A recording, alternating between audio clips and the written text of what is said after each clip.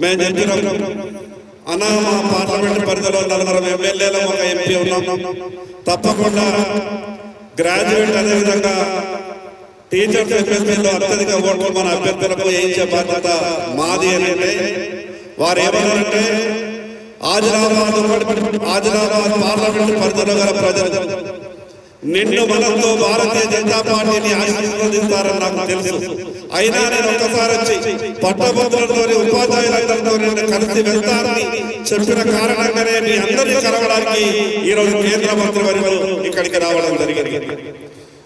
మీ అందరికీ తెలుసు ఈరోజు శాసన మండలిలో కానీ శాసన సభలో కానీ తెలంగాణ ప్రజల కష్టాల గురించి ఈ రాష్ట్ర ప్రభుత్వం ఇచ్చినటువంటి హామీల గురించి కాంగ్రెస్ పార్టీ ఎన్నికల ముందు మాట్లాడినటువంటి మాటల గురించి ఈ 14 నెలలుగా తెలంగాణ శాసనసభలో కానీ శాసన మండలిలో కానీ ఏ పార్టీ మాట్లాడుతున్నదో మీ అందరికీ తెలుసు.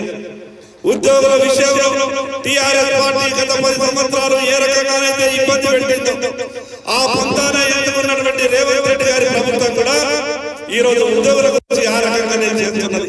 ఉపాధ్యాయుల విషయంలో నిరుద్యోగుల విషయంలో ఈ రాష్ట్రంలో ఉన్నటువంటి అన్ని సమస్యలు ఏ రకంగా ఉన్నాయో మీ అందరికీ తెలుసు. సహజంగా ఒక ప్రభుత్వానికి అధికారంలో అవకాశం ఇచ్చిన తర్వాత 5 సంవత్సరాల తర్వాతనే ఆ ప్రభుత్వానికి బుద్ధి చెప్పే అవకాశం వస్తుంది. కానీ మన అదృష్టంగా జరుగుతుంట 14 నెలల్లో ఈ తెలంగాణ ప్రజలకు 42 శాసనసభ నియోజకవర్గాలలో ఉన్నటువంటి పట్టభద్రులకు ఉపాధ్యాయ సోదరులకు ఈ ప్రభుత్వానికి చెప్పపెట్టుగా చేస్తున్నటువంటి తప్పులను ఎత్తి చూపే విధంగా ఈ ఎమ్మెల్యే ఎన్నిక ఓటుకు అవకాశంగా వచ్చింది. మీ అందరికీ విజ్ఞప్తి చేస్తున్నా ఈ రాష్ట్రంలో జరుగుతున్నటువంటి 3 ఎమ్మెల్యే ఎన్నికల్లో ఇప్పటికే అనేక సర్వేలు చెప్తా ఉన్నాయి. భారతీయ జనతా పార్టీలో అభ్యర్థులు మాత్రమే విజయం సాధిస్తారని సర్వేలు చెప్తా ఉన్నాయి.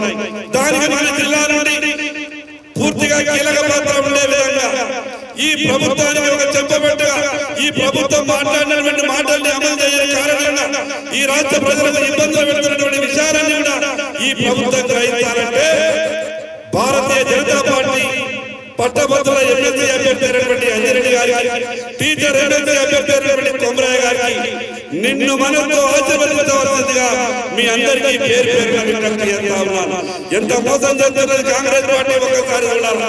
మరో పక్కనేమో మాట్లాడతారు ఎక్కడా లేదా ఈ రాష్ట్రంలోనే 42% బీసీలకు మేము రిజర్వేషన్ ఇవ్వబోతున్నామని చెప్తారు. మరో పక్క సర్వే చేసి ఉన్నటువంటి బీసీలందరినీ కూడా తగ్గించి ముస్లింలందరినీ తీసుకొచ్చి బీసీలో కలిపే ప్రయత్నం చేస్తున్నారు. ముస్లిం నాయకులు చెప్తారు మా ముస్లింలలో కులాలు లేవంటారు. ముస్లిం నాయకులు మా ముస్లింల కులాలు లేవన్నప్పుడు ఈ రాష్ట్ర ప్రభుత్వం కొత్తగా వాళ్ళంతా కూడా ముస్లింలంతా బీసీలే అని మొన్న జరిగినటువంటి కులగరంలో చెప్పే ప్రయత్నం చేస్తున్నారు. బీసీ సోదరులారా ఒక్కసారి ఆలోచించారా? ఈ కాంగ్రెస్ ప్రభుత్వం పూర్తిగా మనకు అన్యాయం చేయడానికి సిద్ధంగా అయింది. అందుకే ఈ జరిగేటటువంటి ఎమ్మెల్యే ఎన్నికల్లో మీరంతా కూడా నిన్ను మనతో Bharatiya Janata party అభ్యర్థులైనటువంటి teachers MLC అభ్యర్థి అదేవిధంగా గ్రాడ్యుయేట్ ఎమ్మెల్సీ అభ్యర్థి అంజిరెడ్డి గారికి నిన్ను మనతో ఆశీర్వదించవలసిందిగా పేరు పేరు అందరికీ విజ్ఞప్తి చేస్తూ సెలవు తీసుకుంటున్నాం. భారత్